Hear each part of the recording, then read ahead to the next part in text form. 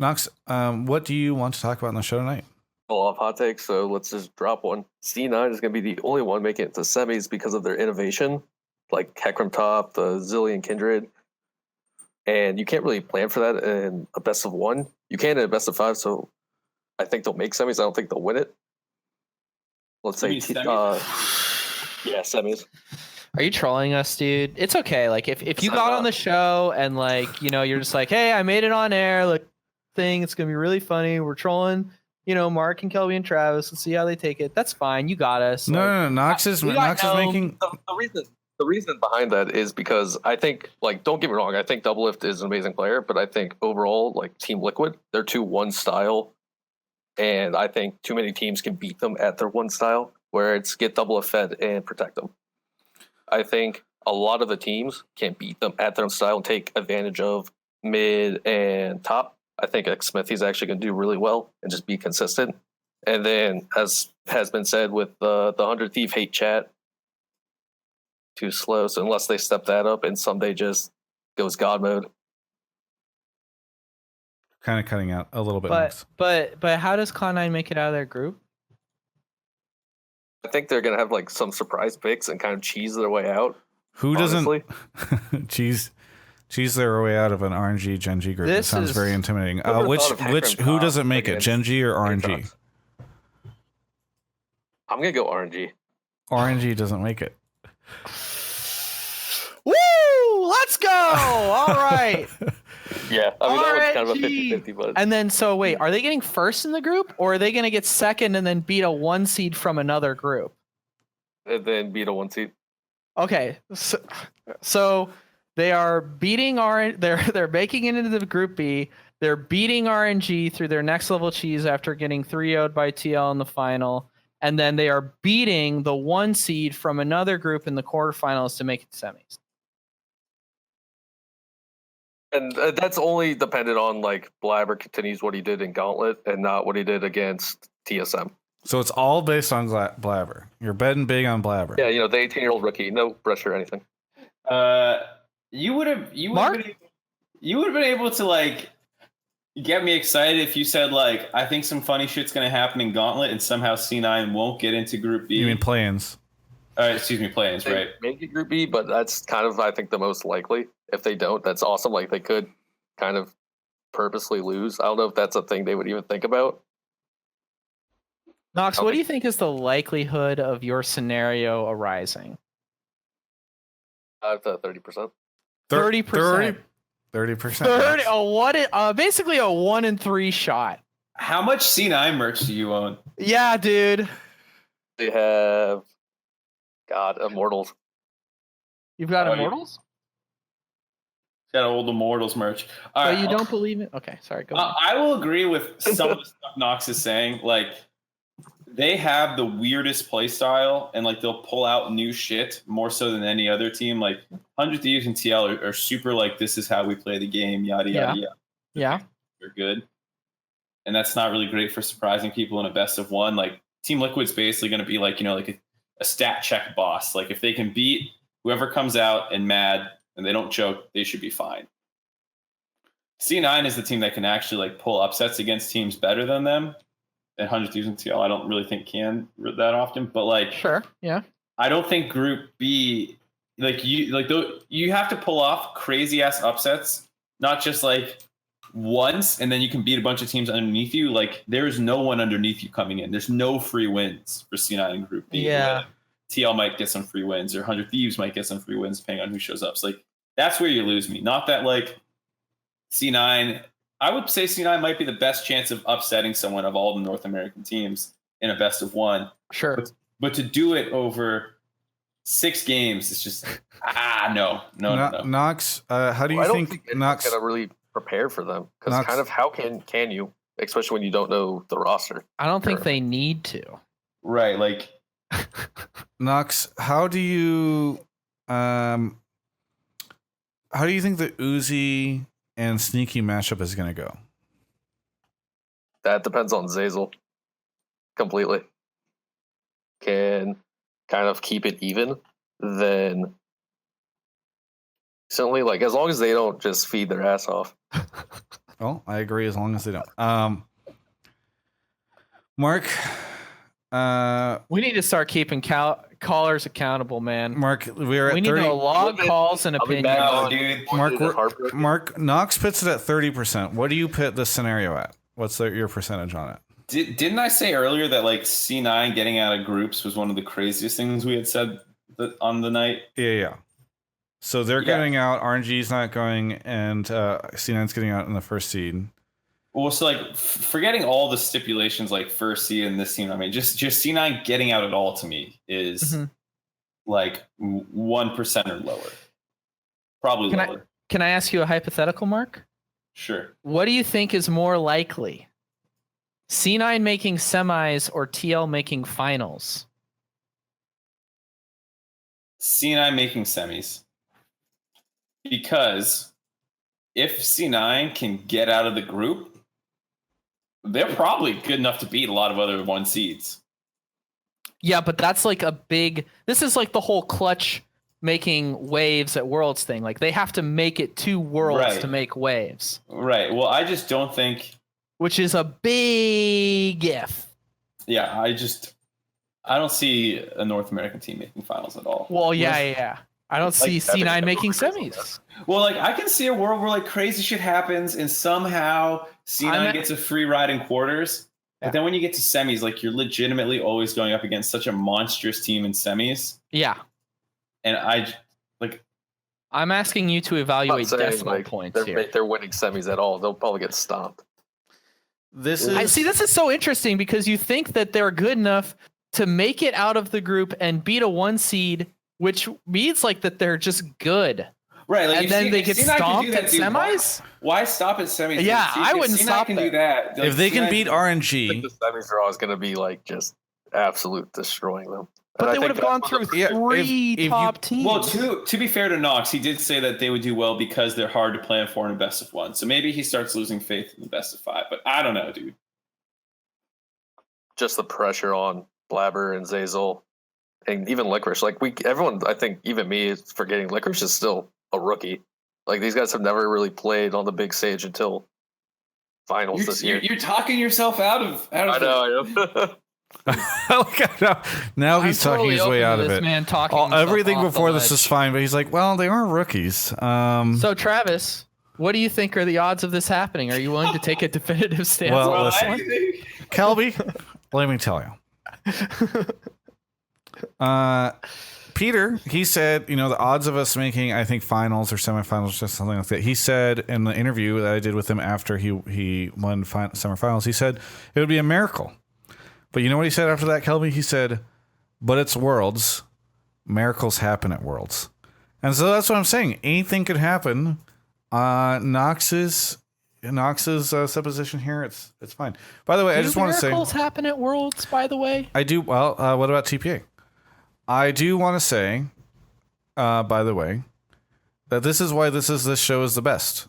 This show is the best. Because on the dive, there's going to be like really boring standard, like, oh yeah, Group B, Cloud9's gonna have a hard time. All right, this is the only show where you get shit like 30% chance of them beating RNG and making it out of first. Okay, like this is where you get the fun stuff. Yeah, This is where you get the good stuff, dude. Like this is where like the fans still like you feel the passion and the love for their scene. Like everyone who called in, like the Finnish guy was like, fucking Fanatics gonna make semis. The Dire Wolves OPL guy is like, yep, we're going to do great. Now we got the NAC9 fan. We're going to fucking kill it. Like, this is what I love about fandom that, like you said, you just don't get on that other shitty show, The Dive. Yeah. No, I mean, Knox, I will say this is a fantastic conversation topic. I just think you're crazy. Hey, Knox, thank you so much for calling in. Anytime. Have a good one, guys. And by the way, congratulations on when you inevitably are right. And this is like the number one thing on the League of Legends subreddit of all time. You will be a prophet god. Yeah. I'll be back either way. Or you'll just be like everybody else who's wrong and never brings this up again. Yeah.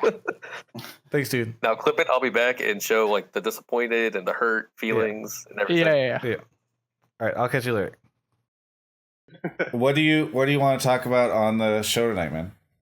Okay, so with last night's games for C9, I think that them improving the way they are gives them hopes for them just getting out of semis.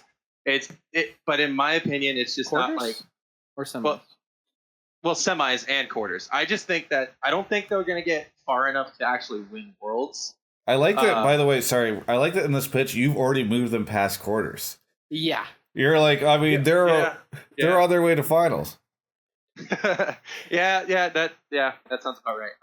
Sorry, go ahead. No, it's just no, you're good. No, yeah, I don't think they're gonna get far enough. Like they'll get into semis, getting past semis, but I think if they do make it to finals, that whoever they're playing against, which looks to be a lot like either KT or what was that other team?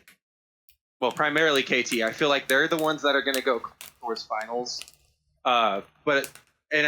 Everybody's talking about how RNG is like, oh, RNG is going to be the final boss of Worlds this year. Now, in my book, I don't see it. Especially seeing how they played against C9 last night, I really don't think that.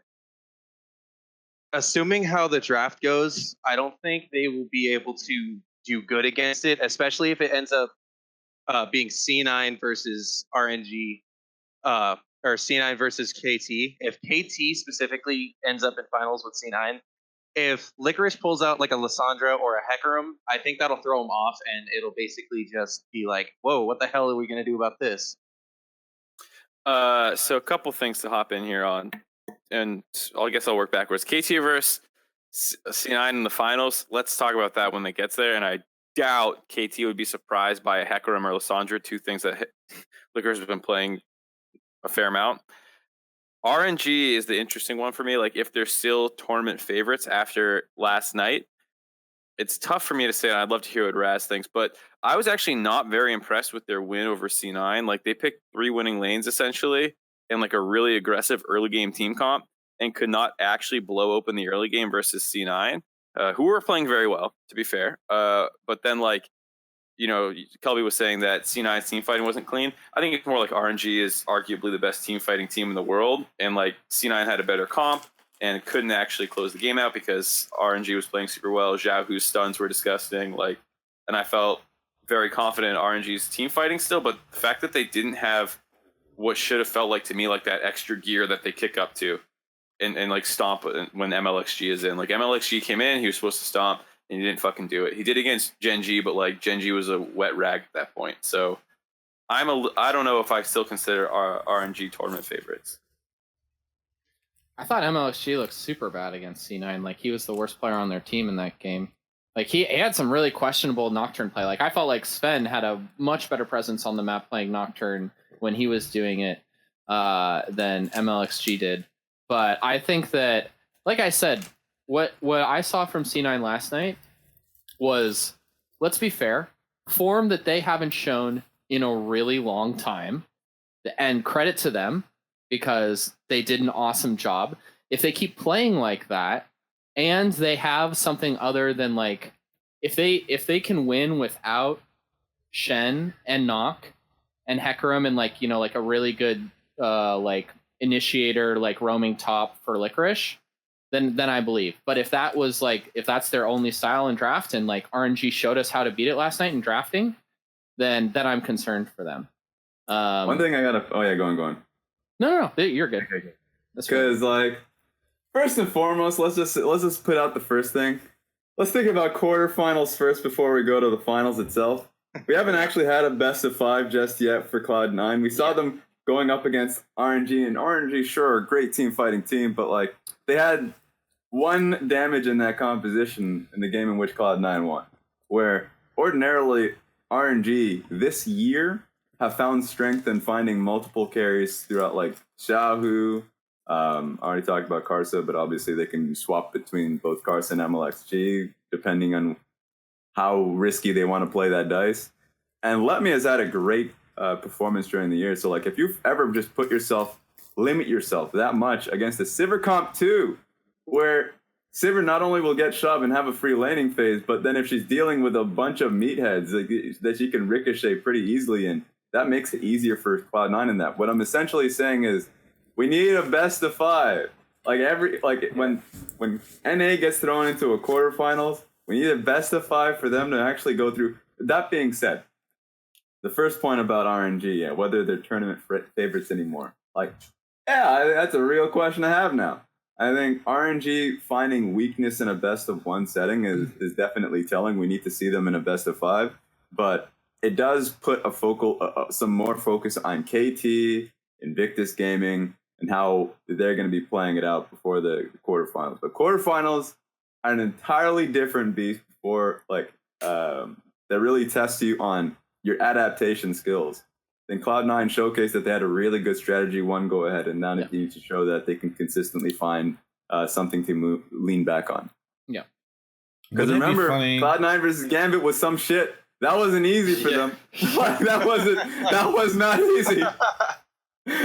We can't talk about the finals when Cloud9 went up against Gambit and then just nearly fell out of the tournament. Right.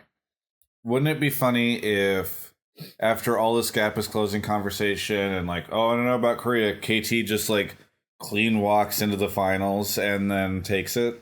I don't even think Korea? that's unlikely. What's that? Yeah, KT looks pretty good. No, I know. I just mean unlikely, yeah. But I think there's a really good chance that they do it really easily, right? Like SKT style, where it's just everything is, there's no challenge. And I had hoped previously that RNG looked like a giant big threat, but those guys are losing to NA teams. How embarrassing! And EU, they lost to both Western teams. Yeah. Well, but North America. I think even if KT does run the tournament though, it does say a lot if Africa and Gen G both don't make it out of groups. That's real bad. You only had one team that did anything. Yeah, come on. I think this was, for me, when I was following Korea, this is one of the worst splits that Korea's had in terms of finding consistent teams, because teams really did fall off. SKT was a team that fell off. I would say Gen G, while they turned it up during the gauntlet, that team had they were 5th place team in the LCK, and for them, they still had a lot of questions that obviously weren't answered for some of their individual players. So for me, for Korean fans, they're gonna be can we please take Griffin, Kingzone, 2 teams that would definitely perform well. People I know Kingzone, there's a large meme about how they performed, but they went to the finals in MSI, so they would 100% be a better performer than Gen G. But that being said, Gen G and Africa Freaks are 2 teams that are still teams that we had a lot of respect for coming into the tournament. But they're also teams that are fairly risky. So this is a different face for Korea than we've seen in the past. Yeah. A face that is a lot more riskier. And they'll just we don't know what we'll see until the day comes. Yeah, everyone obviously wants to see Griffin, and I think looking at their domestic performance, they looked way better than what we're seeing out of teams here, but there's no reason that Griffin wouldn't have shown up here and choked or something too, or struggled. You can't just assume that if Griffin was here, they would have smashed. Yeah, because TSM they was lost here, to Gen G. They'd look great. Did Gen G have any roster changeover from when they were world champions last year? It's the only 100% returning roster. See, that's the thing. They had at least some subs. Fly was an option, but obviously they kept it 100%, the same players. That's why this team's collapse is so surprising to me, is because they've already obviously proven that they can handle the pressure of the world stage. And last year, I think, when you go into a finals against SKT, even though SKT last year, how strong were they really? It's not easy to play finals against Faker. That can't be mentally easy. And then they come to this event and they just oh man, it's so weird to me, but anything can happen. Yeah, and there are a few teams in the world that are really just they thrive really well. Oh, who died? What's happening here? Mark? Rest in peace. My webcam did my typical not wanting to be on. Yeah. That's excellent. And then it Ari switches to the other one, which is great. Nuang. That kind of fits into... Oh, Jesus. Sorry. What's going on here? What's happening? That kind of fits into, I heard a rumor recently, or not even a rumor, it's just more of a thought. of how everybody's saying that this is probably the most balanced worlds as far as team compatibility. Then people are saying like without SKT being here or just like the really big name teams being here, like not all of them, like most of them are, but not all of them. Like how they just, it's more of a balanced, fair play style. Yeah. Do you think that might be true, Mark? It's a balanced I don't know if lineup. It feels like there's less of a defined meta this world. So like I think Raz was saying that it's like super scrappy meta and like there's less vision and yada yada yada. I think all that's true, and I think there's no like, because there wasn't any big patches and a lot of stuff was about nerfs in the last like 3 weeks.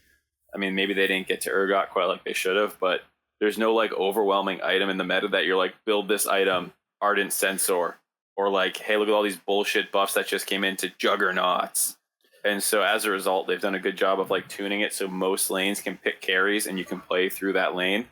You see it in top, you see it in mid, you see it in bot, and at any point one of those can work. There's still power picks, of course, that people seem to prefer, but I think it's a pretty balanced meta, which then allows teams to find their, like, teams that have a certain playstyle are suddenly not like nerfed coming into Worlds. Like if you were a team heading into Worlds last year that didn't want to play around their marksman, you were just fucking worst team. Yeah. Which is great for a team like Gen G / Samsung, who have Crown, who's kind of doo-doo, but they have Ruler, who's great. And so Crown gets Malzahar duty and Ruler gets all the resources. And like that's not how this worked this year. People were playing LeBlanc and Aurelia's and skill matchups, and he got dumpstered. Can I ask a question about something you said? Because I noticed this when I was watching the games, and I don't know if it was just a product of, you know, like the first time I was like analytically watching League for a while. In all these games, I was like, the map is dark, like past like 30 minutes, it feels like compared to in the past, like, and what did they change about the game where like you can't have as much vision control anymore? So this is a really interesting topic we've been discussing a lot off air, but we're having a hard time finding ways to correctly represent it on air. The wards per minute are actually not that different than previous years, but what is different in my mind is that like a lot of the wards that go down are fake shitty trinket wards. And so even though if the numbers stay the same, it's not actually as many wards. So like before, way back, everyone could buy wards, right? Mm-hmm. And like you would have just green wards and pink wards getting thrown down. They eventually went to the trinket system, but even then the jungler would usually have a sightstone themselves or the green ward dropping one, and that's gone. And so you only have like the support item that builds into real consistent wards. And a lot of the trinket wards that you drop in the early game, they're only 120 seconds and they scale up to 180, I believe. So I think, or like you get a blue trinket, which counts as a ward, I'm pretty sure. But it gets one hit and it's visible and you don't even need a pink ward to clear. So what I think is happening is just like there's less consistent vision available in the mid to late game, whereas early game there's actually a little bit more because people don't actually need to spend money on green wards. They just get trinkets. So like the count isn't lower, but the amount of actual vision you're getting is lower. That's what I think has happened with vision, because it is much harder to like choke people out with vision. Like that just doesn't really happen anymore. Hey, we need one thing we have to remember. Just go quick. Yeah. All right. Because vision for me, like it's still a major factor. I think yesterday we saw a lot of brute forcing. So while that's true, reality will start to settle in. You know, a few days we'll see KT start playing, we'll see Invictus Gaming start playing, and sure, skirmishing heavy, all of the nice, fun action is still going to be relevant. But in this specific group, we got to see Gen G that collapsed mechanically on mid lane, and we got to see RNG that had a lot of drafting errors, but at the same time were matched in team fighting. So, well, that was great in this group. I think as we'll see in a best of 5 setting, we'll see adaptations. We'll see some normalcy, but completely agree with the whole vision point. All right. Thank you so much to our caller, Slingo Man, for the call. Thanks. Have a good one. No worries. Thank you, guys. Yeah. Thanks, dude.